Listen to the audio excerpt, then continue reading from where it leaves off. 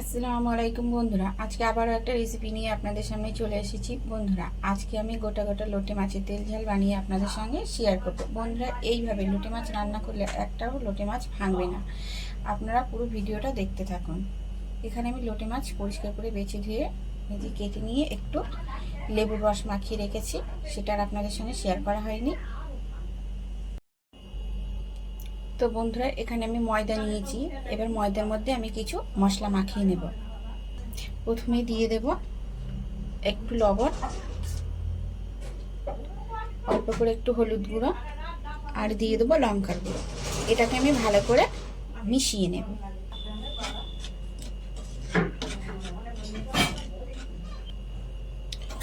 তো বন্ধুরা, ময়দার সঙ্গে আমার মশলাটা মাখানো হয়ে গেছে। এবার আমি লোটে মাছ নিয়ে আর ময়দার মধ্যে একটু কোট করে নেব।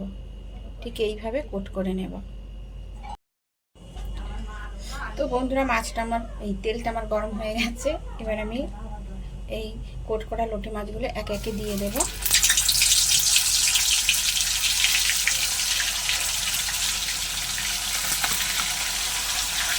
এবার মাছগুলোকে আমি আস্তে আস্তে উল্টে দেবো। অন্যান্য মাছগুলো যেরকম ভাজে উল্টে দিই, এই মাছগুলো এরকমভাবে উল্টে দেবো।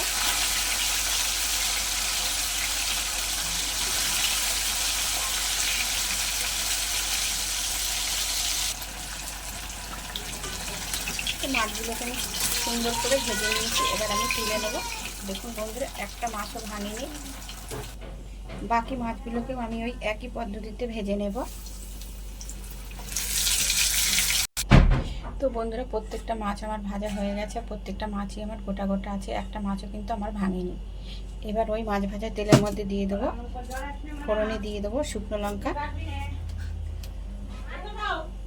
তারপরে দিয়ে দেবো পেঁয়াজ কুচি। পেঁয়াজ আর লঙ্কাটা একটু আমি তেলের মধ্যে ভাজা ভাজা করে নেব। তো পেঁয়াজ আর শুকনো লঙ্কাটা আমার ভাজা করে ভাজা হয়ে গেছে। এবারে দিয়ে দেবো আদা রসুন বাটা।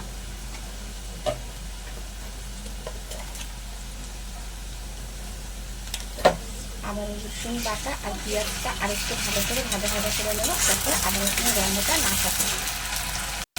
এবারে দিয়ে দেবো টমেটো কুচি, তার সঙ্গে দিয়ে দেবো স্বাদ মতো লবণ।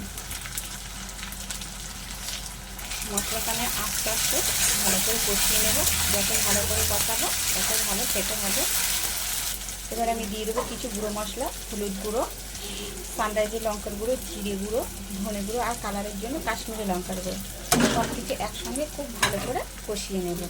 সামান্য একটু জল দিয়ে মশলাটা ভালো করে কষিয়ে নেব।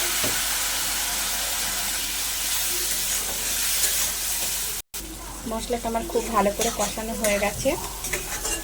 মশলা থেকে তেল ছেড়ে দিয়েছে। এবার আমি দিয়ে দেবো পরিমাণ মতো জল দিয়ে দিয়েছি। এবার আমি এটা ফোটার অপেক্ষায় থাকবো।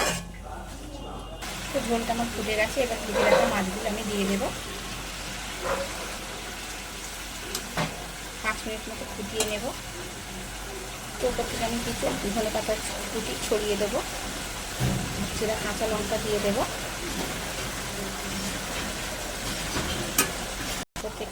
তার সঙ্গে ওপর থেকে আমি কিছুটা যে সানরাইজের গরম মশলা গুঁড়ো একটু ছড়িয়ে দেব। তো বন্ধুরা, মাছের রেসিপিটা আমার একদম রেডি। দেখুন, একটা মাছও ভাঙিনি। আমার কিন্তু সব মাছগুলোই গোটা গোটা আছে। এবার এটাকে আমি ঢেলে নেব। তো এবার আমি পাত্রে ঢেলে নেব। দেখুন বন্ধুরা, একটা মাছও কিন্তু আমার ভাঙেনি। প্রত্যেকটা মাছ আমার গোটা গোটা আছে। তো বন্ধুরা, আমার রেসিপিটা যদি আপনাদের ভালো লেগে থাকে তাহলে অবশ্যই লাইক, কমেন্ট, সাবস্ক্রাইব এবং শেয়ার করবেন। আর সাবস্ক্রাইব করে বন্ধুরা আমার পাশে থাকবে। আর আমার ভিডিওটা পুরোটা দেখার জন্য আপনাদের কাছে আমার অনুরোধ রইল। আজকের মতো আল্লাহ হাফেজ।